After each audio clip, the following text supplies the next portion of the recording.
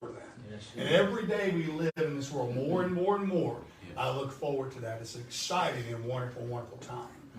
So guys, open back up, if you will, to your Bibles there in Joshua 1. We're going to get there in just a moment. Got a little bit of an introduction, if you will. And if you've caught on in the past several weeks, we have been preaching through some characters, if you will. We've been preaching some personal aspects of our life, utilizing the characters in the Bible. We've talked about Peter, we've talked about other guys, and we're going to get into the life here of Joshua here in just a moment. What I want to speak on you tonight, I want to speak to you on the topic of responsibility.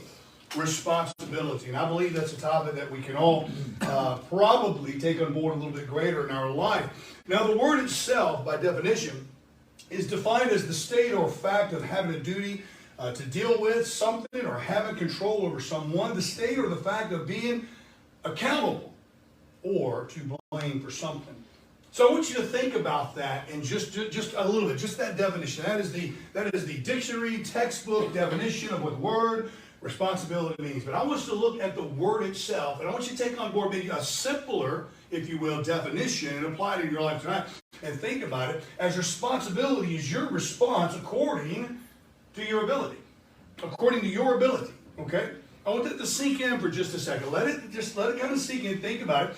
Your response according to your ability. And with that same thought tonight, that same idea, we could define irresponsibility as your lack of response according to your ability. Now, we live in a world today where people are constantly blaming everyone else and anything in their life.